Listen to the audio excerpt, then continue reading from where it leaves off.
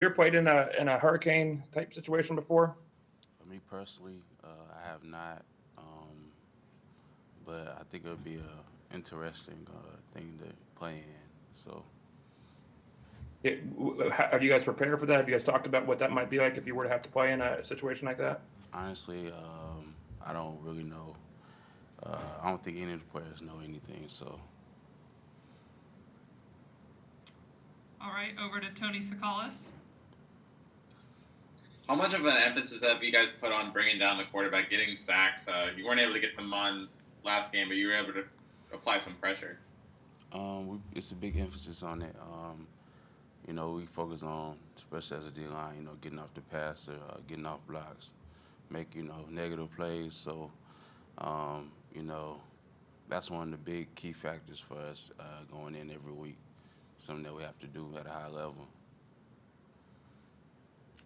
All right, over to Stephen Smith. LaBryan, you guys have Christopher Allen back healthy. What does it mean to have him back explosive at outside linebacker? It means a lot. Chris, one of the players, he make big plays on big stages. So just to have him back and in the huddle back with us, he makes a big impact every time he sits on the field.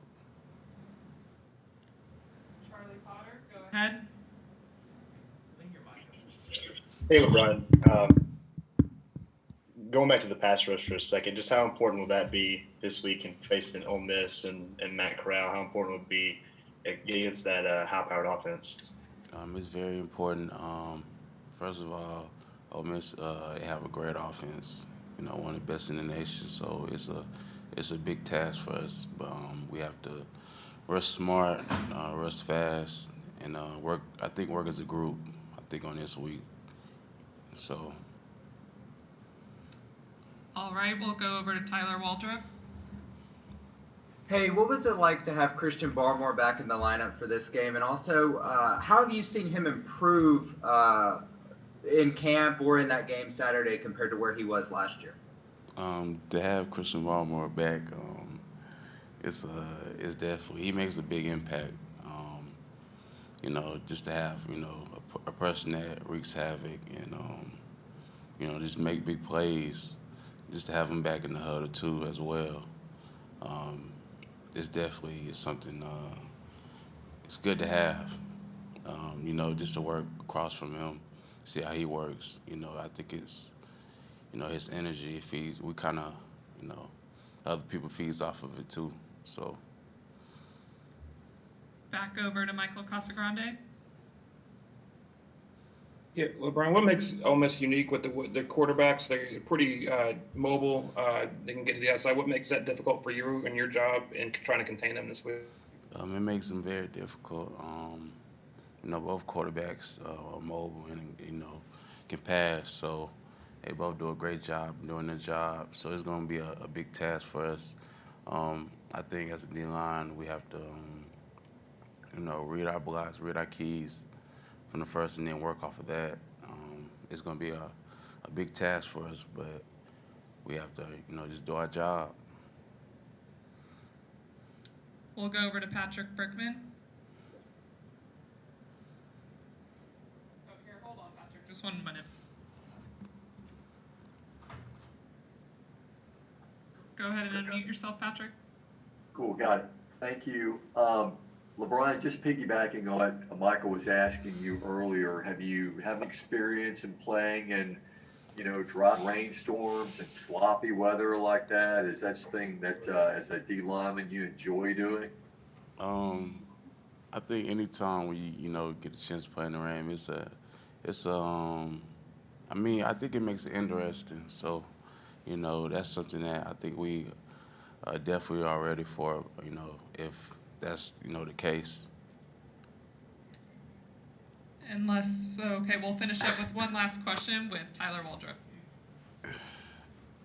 Hey, just wanted to ask also about Will Anderson. Yeah, obviously, it looks like he's played pretty well for y'all the first 2 weeks. I'm curious, is there a story or a moment that you remember from fall camp when he kind of proved how disruptive he could be? Will, he's a great athlete. I think since he really stepped on campus, he's been wreaking havoc. So he's definitely gotten better and better every day. And now he comes to work and try to prove himself for sure. So he's a hard worker, and he just comes in every day, ready to work. That's really All it. right, this will be the final question for LaBryan. James Ogletree. Yeah, LaBryan, Coach Saban has talked about you guys needing to do a better job of getting off the field on third down, and that's something that Ole Miss is very good at. What is it going to take for you guys, and what have you seen out of their scheme and the things that they try to do on third down? I think we got to get after the passer. We got to rush smart, rush fast. I think everybody across the line just has to do their job. I think that's really the most important thing when it comes to going against a high power offense like them. So. All right, thank you, LaBryan. We'll go and bring up our next.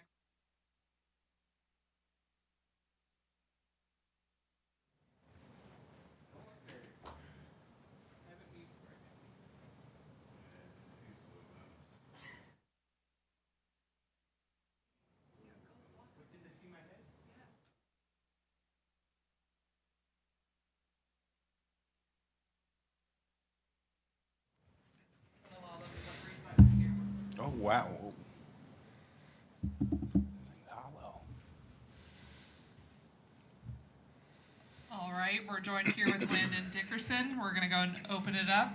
Stephen Smith with the first question. Hey, Landon, and just competing against Pete Gold and this defense in practice every day. How does he go about making sure that not only you guys are prepared, but the defense he coaches is prepared day in and day out? So I think for us, every day at practice when we go, against our defense, it's not only the coaches, it's the players giving a good look every rep. And I think that's the biggest part, because as long as you have guys that are going full speed, getting pretty much game speed type reps, you're going to get better. You're going to figure out, what techniques work, what doesn't, and it just kind of helps you develop better overall as a player. Charlie Potter, over to you. Hey, Landon, just how would you assess the run game through the first two games? Disappointing. In all honesty, as an offensive lineman, run game is kind of what we pride ourselves on, and the past two games have honestly been disappointing as an offensive lineman. I think the biggest takeaways for us are, we're close on a lot of things. A lot of details and a lot of cleanup need to happen before we can really have a great run game, and that's something we just have to improve on every day in practice. Tony Sakalis, you're up. Landon, have you guys worked on any wet ball drills to prepare for the possible weather? And then also, just as an offensive lineman and with the running game, probably, how much do you like playing in these kind of high weather games, a lot of rain and stuff?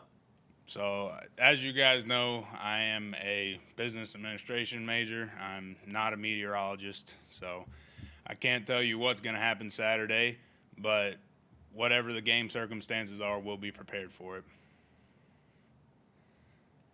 Michael Casagrande, go ahead. All right. Well, in the past, have you ever played in a game like this, a hurricane kind of game, or a big driving rainstorm, or what's that like if you have?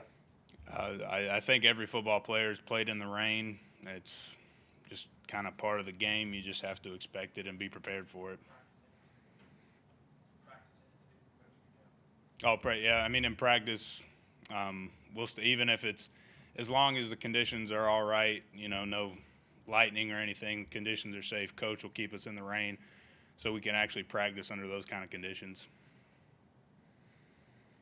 All right, over to James Ogletree. Yeah, Landon, kind of as a follow-up on the run game, yards per carry doesn't really tell the whole story there. Is there something that maybe people aren't realizing about the way that defenses are playing you guys in the run game, or what more to the story is there than the yards per carry and just looking at the box score? In reality, it's doesn't involve defense or anybody else, it falls on us. Whether you look at yards per carry, total rushing yards, whatever stat you want to look at, it revolves around us. You can't let other people control what you're going to do. So at the end of the day, it's what we have to work on as offensive line and as offense, and it's just something that we personally need to handle. It doesn't matter, what opponent we play. It shouldn't matter what kind of defense they run, what scheme they run. We should be able to accomplish what we want to accomplish. Patrick, over to you.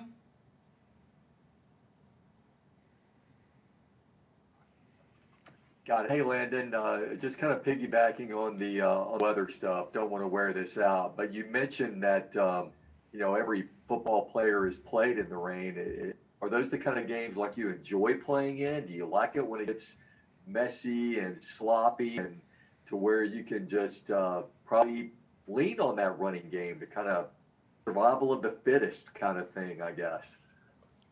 I mean, no matter what conditions, rain, sun, snow, anything, I enjoy any time I'm on the field with a football.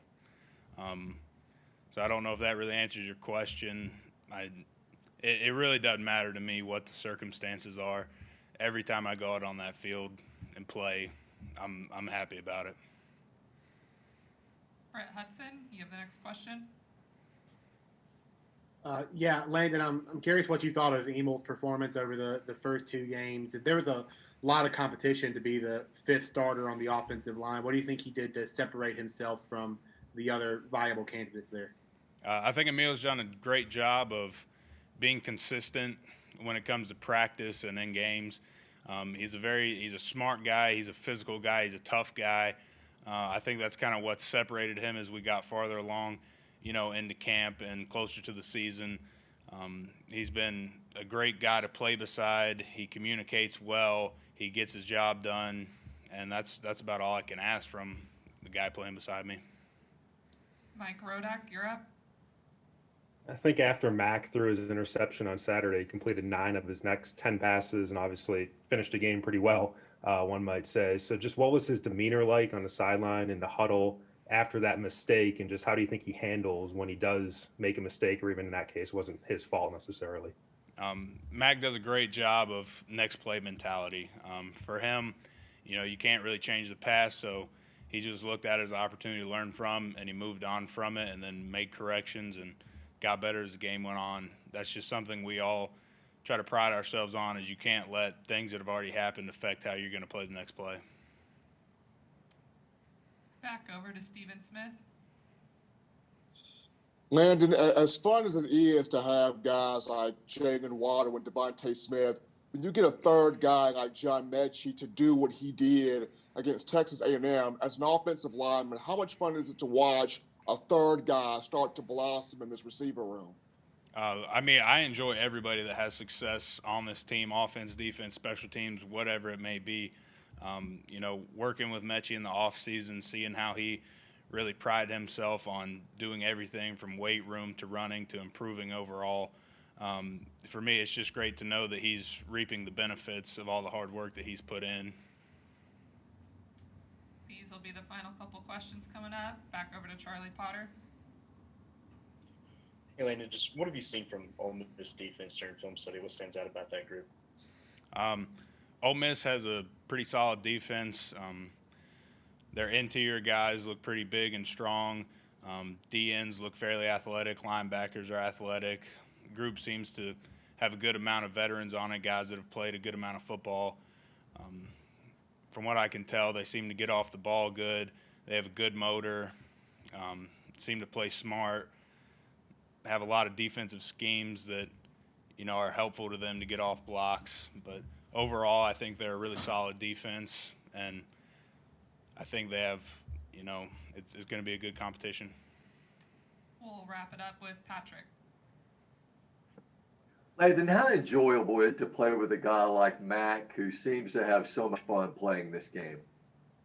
I think we all really enjoy playing this game. I mean, you can see small glimpses of it throughout any game we play. The little things are kind of what, we get excited about. And I think, if you don't enjoy every second you're spending whether it's here practicing or on the field or with your teammates, then I don't know why you'd be playing football, because that's what this is really about. It's team sport, and we're all excited for everything that everybody does. When someone does a great thing, it helps all of us.